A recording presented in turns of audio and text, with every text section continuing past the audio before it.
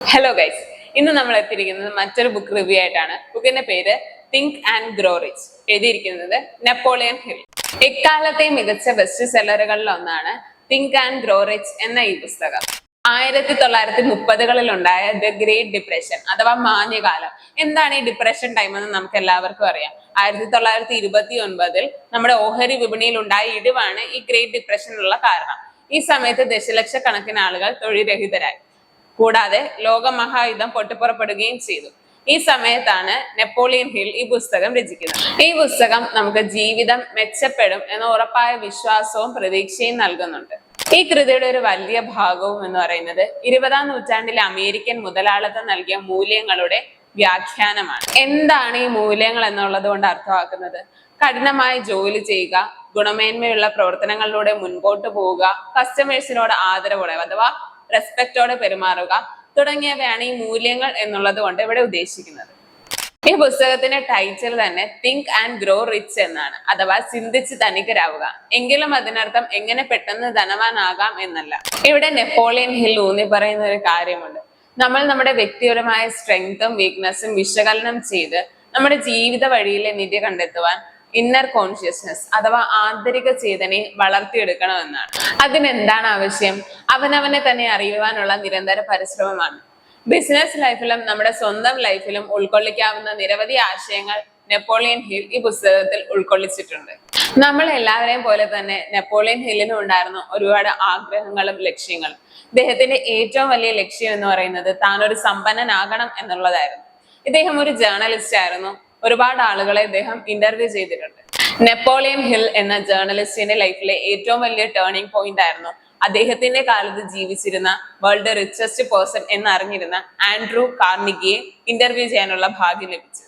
നെപ്പോളിയനുമായുള്ള interview നടക്കുകയാണ്. നെപ്പോളിയനുമായുള്ള ഇന്റർവ്യൂവിനിടയിൽ നെപ്പോളിയന്റെ അതിയായ ആഗ്രഹം കണ്ട ആൻഡ്രൂ കാർണിഗി നെപ്പോളിയനോട് ഒരു കാര്യം പറയുകയാണ്.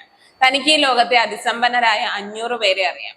ആ 500 പേരെ ഇന്റർവ്യൂ ചെയ്യാനുള്ള ചാൻസും താൻ ഒരുക്കി തരാമെന്ന് കാർണിഗി നെപ്പോളിയനോട് പറയുകയാണ്. എന്നാൽ 2 കണ്ടീഷൻസ് ആണ് കാർണിഗി നെപ്പോളിയന് മുൻപിൽ വെച്ചത്. ഒന്നാമതായി പറഞ്ഞത് ഈ 500 പേരെയും ഇന്റർവ്യൂ ചെയ്യുവാൻ 20 വർഷം എടുക്കും. രണ്ടാമതായി പറഞ്ഞ കണ്ടീഷൻ, ഈ 500 പേരെയും ഇന്റർവ്യൂ ചെയ്ത് കിട്ടുന്ന കാര്യം നീ ലോകത്തെ മുഴുവനെയും അറിയിക്കണം എന്നുള്ളതായിരുന്നു. ആൻഡ്രൂ കാർണിഗി നെപ്പോളിയനോട് ചോദിച്ചു, are you ready for the challenge? കുറച്ച് നിമിഷത്തെ മൗനത്തിന് ശേഷം നെപ്പോളിയൻ പറഞ്ഞു, യെസ്. 20 വർഷമെടുത്ത് ഈ 500 ആളുകളെ ഇന്റർവ്യൂ ചെയ്ത് അതിൽ നിന്ന് ലഭിച്ച വിവരം വിശകലനം ചെയ്ത് ഈ പുസ്തകത്തിൽ എഴുതിയിട്ടുണ്ട്. ഈ പുസ്തകത്തിൽ സമ്പത്തിലേക്കുള്ള 13 ചവിട്ടുപടികളെ കുറിച്ച് വിശകലനം ചെയ്തിട്ടുണ്ട്. അതുകൂടാതെ ഇവ 1000 ആളുകളിൽ പരീക്ഷിച്ച് അതിൽ നിന്ന് ലഭിച്ച റിസൾട്ടും ഈ പുസ്തകത്തിൽ ചേർത്തിട്ടുണ്ട്. സമ്പത്തിലേക്കുള്ള ഈ 13 പടികളിൽ ആദ്യമായി പറയുന്നത് ഡിസയർ അഥവാ ആഗ്രഹം. രണ്ടാമതായി പറയുന്നത് ഫെയ്ത്ത് അഥവാ വിശ്വാസം. മൂന്നാമതായി പറയുന്നത് ഓട്ടോ സജഷൻ അഥവാ സ്വയമേവയുള്ള നിർദ്ദേശം. നാലാമതായി പറയുന്നത് സ്പെഷ്യലൈസ്ഡ് നോളജ് അഥവാ പ്രത്യേക അറിവ്. അഞ്ചാമതായി പറയുന്നത് ഇമാജിനേഷൻ അഥവാ ഭാവന. ആറാമതായി പറയുന്നത് ഓർഗനൈസ്ഡ് പ്ലാനിങ് അഥവാ സംഘടിത ആസൂത്രണം. ഏഴാമതായി പറയുന്നത് ഡിസിഷൻ അഥവാ തീരുമാനം. എട്ടാമതായി പറയുന്നത് പെർസിസ്റ്റൻസ് അഥവാ സ്ഥിരോത്സാഹം. 9ാമതായി പറയുന്നത് പവർ ഓഫ് മാസ്റ്റർ മൈൻഡ് മനസ്സിന്റെ ശക്തി. 10ാമതായി പറയുന്നത് the mystery of sex transmutation അഥവാ ലൈംഗിക പരിവർത്തനത്തിന്റെ രഹസ്യം. 11ാമതായി പറയുന്നത് ദ സബ് കോൺഷ്യസ് മൈൻഡ് ഉപബോധ മനസ്സ്. 12 ദ ബ്രെയിൻ അഥവാ തലച്ചോറ്. 13ാമതായി ദ സിക്സ്ത് സെൻസ് 6ാമത്തെ ഇന്ദ്രിയം. ഈ പുസ്തകത്തിൽ ഭയത്തെ എങ്ങനെ നേരിടാമെന്നതിന് മറ്റൊരു ഭാഗമായി പറയുന്നുണ്ട്. അത് ദ 6 ഗോസ്റ്റ് ഓഫ് ഫിയർ എന്നാണ് പറയപ്പെടുന്നത്. ജീവിതത്തിൽ ഒരിക്കലെങ്കിലും നമ്മൾ എല്ലാവരും വായിച്ചിരിക്കേണ്ട ഒരു പുസ്തകമാണ് തിങ്ക് ആൻഡ് ഗ്രോ റിച്ച് എന്ന ഈ പുസ്തകം.